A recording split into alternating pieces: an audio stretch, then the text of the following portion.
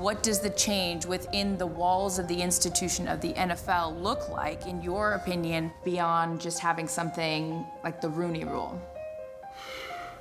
Okay, we're gonna go there. In 2003, the NFL implemented the Rooney Rule, and the Rooney Rule simply states that if there's a head coaching vacancy, you have to interview a person of color. In 2004, Lovie Smith gets hired to coach the Chicago Bears. In 2007, just 3 years later, for the first time in NFL history, 2 black coaches meet in the Super Bowl. There's a statistical probability of less than a 4% chance that 2 black head coaches would meet in the Super Bowl. That means that if you wanted to see the game played at the highest level, if you wanted to breed in competition, which breeds excellence, then the Rooney Rule didn't just do black people a solid. The Rooney Rule actually elevated the game in the NFL. How can the NFL course correct its inequalities numerically between players, which are 70.4% black, and management, which is 95.1% white? You have to have black people at higher managerial levels. But historically speaking, in the NFL, it's not a meritocracy. You don't get hired based off how good you are. You get hired based off 2 things, historically speaking: cronyism and nepotism. Cronyism, you hire your friends. Nepotism, you hire your family. And so in the NFL, if you get hired based off cronyism and nepotism, and historically speaking, the NFL has been white. If I'm white and hiring my friend, and my friend is white, then they'll hire their friend who's white. Okay, nepotism, I'm white, I hire my family member who's white. Well, they'll hire their family member who's white. So how can you fix a problem without the Rooney Rule? You can't. 3 months ago, my friend and Fox Sports colleague, Emmanuel Acho, broke the internet. In response to George Floyd's murder, Acho gave a heartfelt oratory on camera for 9 minutes and 27 seconds. Since then, that video has amassed over 22 million views, which led to subsequent episodes with Matthew McConaughey, a book deal with Oprah, and even the NFL commissioner, Roger Goodell. I wanted to spend my time with him, getting to know what led up to his recent success. So every summer, you and your family would go to Nigeria on a philanthropic mission. So how much did your time there impact who you are today? The best thing that I've ever done for my life is going back to Nigeria on mission trips. My parents were born and raised in Nigeria. And 30 years ago, they would just take bags of rice to Nigeria and see their family, their relatives, friends even, dying. Remember, in Nigeria, 75% of people live off less than $1 a day. And so there is no CVS or Walgreens or annual checkup. So my dad said, you know what, let's start a mission trip. And so we started Living Hope Ministries. It keeps me humble. In America, at least for a man, be the athlete, be the superstar, be on TV, you've achieved success. When in all honesty, it's not really success. And if it's success, it might be success, but it's not significance. And I'd rather be significant than successful. While the family emphasized significance, Acho's upbringing was nothing but successful. After lettering in multiple sports at St. Mark's School in Dallas, Texas, Acho played football at the University of Texas, where he stood out at linebacker. Intercepted by Emmanuel Acho. Say goodnight to this one. Acho will take it back. Touchdown, Texas. Emmanuel Acho. Life couldn't get much better for young Acho until he'd miss his entire NFL rookie season to a torn MCL. In just a year after being traded to Philadelphia, Acho was cut 3 times, and even after carving out a role on the team, nice play by Emmanuel Acho. The success he'd enjoyed most of his life turned to sorrow. 2015, I'm finally starting, and I'm like, trade me. As soon as I go in to ask for a trade, the next week I break my thumb against the Baltimore Ravens, and the Eagles release me. And it was just depression. Despite receiving interest from teams in 2016, Acho decided to pivot to sports broadcasting.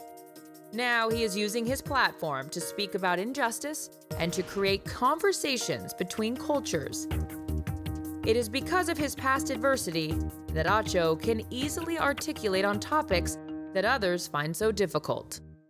Do you think that the NFL can be a real ally for change? So it can be, it has to be, but it's a matter of how.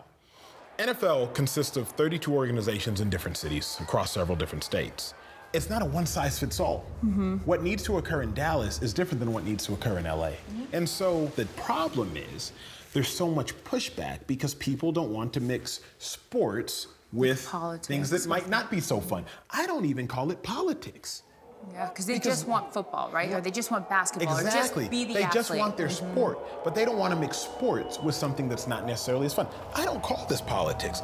Life and death isn't politics. Right. I whisper that because you have to sometimes. Life and death isn't politics. Injustice isn't politics. Brutality isn't politics. Let me say this. 2009, the NFL started Breast Cancer Awareness Month. The field was littered in pink, jerseys embroidered in pink, end zones painted pink. And that didn't bother anybody, Carissa, but why? I had to sit and ask myself that. It didn't bother anybody because we can all, to a degree, understand and empathize with cancer. Whether we've battled it, our parents have battled it, our siblings have battled it, our friends have battled it, we all can empathize with cancer. But we can't all empathize with systemic injustice. We can't all empathize with police brutality. We can't all empathize with racism. And so now it's like, that can't be real. Black people are saying something that clearly makes sense, but it's not necessarily in a language that white people can understand. What do you mean white privilege exists? I had to work hard. So how can I be privileged if I had to work hard? White people are saying something in a language they think makes sense. But black people are like, what are you even talking? How can you not see that there's clear and cut discrimination or systemic injustice? What do you mean by white privilege, you said? White privilege is not saying your life hasn't been hard. White privilege is saying your skin color hasn't contributed to the difficulty of your life. So it's not saying that your life can't be hard. It's just saying your skin color hasn't contributed to that difficulty. You can have famous person privilege. I was walking down Pico Boulevard the other day, walked into a restaurant, and someone was like, oh my God, I love what you do. Your meal's on me. I had that privilege because I was famous. So when I talk about white privilege, that's specifically saying because you're white, you were immune from certain things in society, or you're granted certain accesses that other people can't have because of your skin color. It's not saying your life hasn't been hard. So do you apologize for the privilege you've now been afforded? Because that's sometimes where I feel as a white person, I have to apologize for being white or maybe having certain privileges. Like I didn't grow up in a household that had money. Like I always had 5 jobs. I feel like I still have to apologize for things. No, you don't apologize, you do something with it. Because there's a company that sponsors me because I'm famous, right? And they give me a card to access the restaurant whenever I want. But also with that card, you're allowed to throw a party for that restaurant for 100 people. And what I do, I throw it for the homeless. Now, it's not tooting my own horn, but it's just saying I've been afforded a privilege because I'm a celebrity. And so I'm given a card because I'm a celebrity. So what do I do with that privilege? I just use it. And I use it for other people's benefit. I don't just use it selfishly. In the same breath, that, to your point, brings up the concept of white guilt. And I said this, guilt doesn't cause someone to change, love does. So there's no reason for someone experiencing privilege of any sort, don't feel guilty, because that's not gonna do anything. Guilt doesn't cause someone to change, love does. So even anyone who would express a sentiment like you may have expressed, no, I would just utilize your privilege to benefit those around you. 10-6, 10-6 ain't bad, man. You've done what a lot of people only wish. You played college football at UT, you've played in the NFL, you have an incredible job on television, you have 50 to 60 million views of a show that you created that is having an impact far beyond anything you even imagined. So what do you wish for? There's a difference between your career and your calling. He's looking, he is hit, he is sacked! Sports is my career. Uncomfortable conversations, trying to lead reconciliation in the world, I think is my calling. And so if I were to say what do I wish for, is just to continue to have a platform to be used as a vessel for reconciliation. Like I want to change the world. And what's crazy is people usually say that. I actually think I can.